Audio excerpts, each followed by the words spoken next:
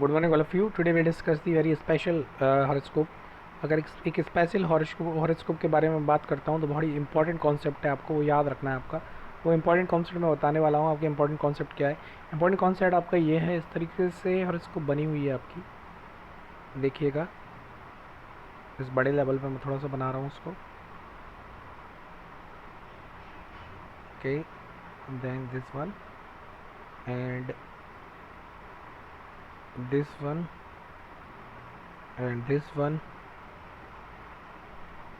and this one, this one, this one and this one।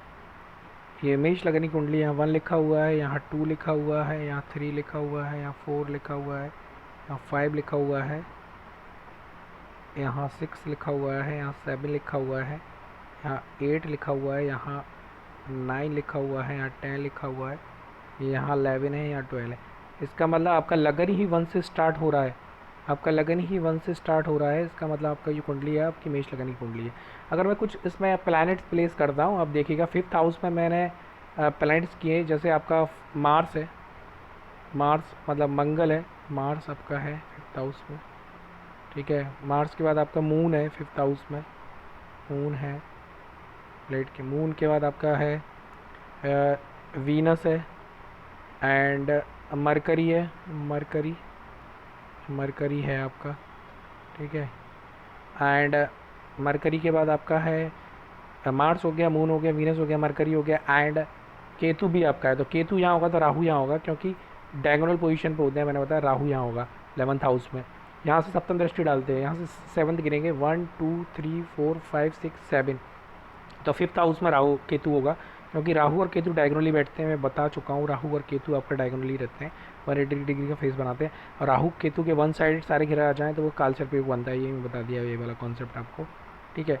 तो अब ये concept है आपका। तो यहाँ आप देखिए कि एक ही हाउस में आपका मार्स भी बैठा हुआ है, एक ही हाउस में मून बैठा हुआ है, वीनस भी बैठा हुआ है, और यहाँ आपका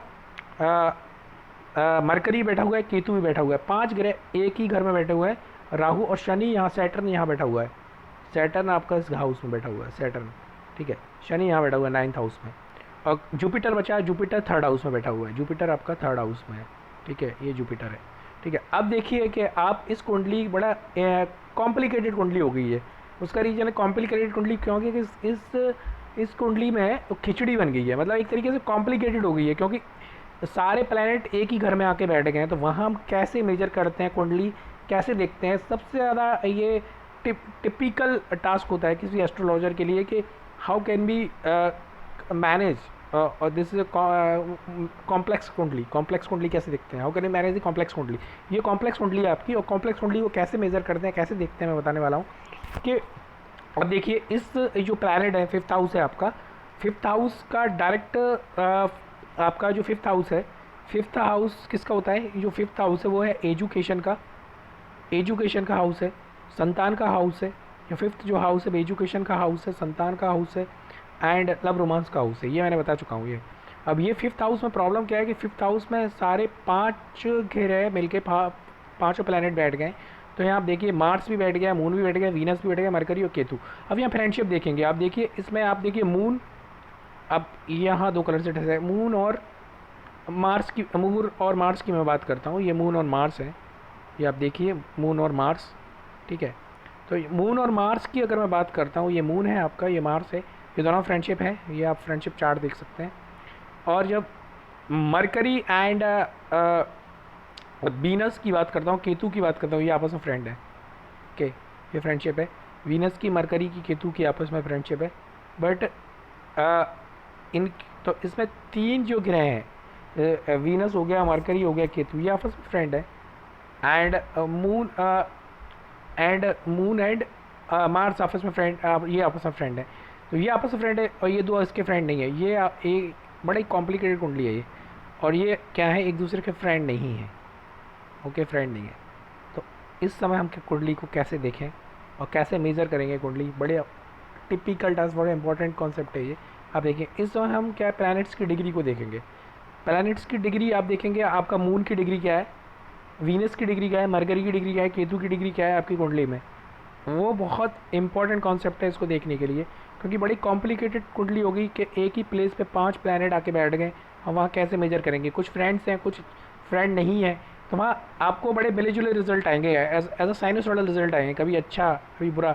तो इस हाउस में बड़ा उतार चढ़ाव रहेगा। जो 5th हाउस है, एजुकेशन बहुत अच्छी होगी, फिर एजुकेशन में ब्रेक आएगा, फिर आपका संतान प्राप्ति में कुछ अच्छा योग बनेगा, फिर नहीं बनेगा, तो यहाँ उतार चढ़ाव वाली पोजीशन रहेगी। बट इस व्यक्ति को कभी पैसे की प्रॉब्लम नहीं होगी, आय की प्रॉब्लम नहीं होगा, पैसा इसके पास हमेशा रहेगा।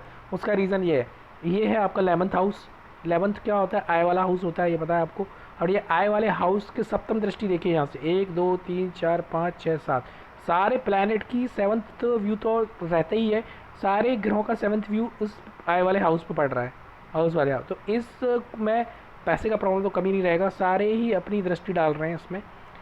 आपका सैटर्न भाग्य वाले स्थान बैठा है, 9th आपका भाग्य का हाउस होता है एंड फादर हाउस होता है, तो फादर से अच्छी रहेगी। सैटर्न के लिए सम गिरा है मेष कुंडली में देखा है।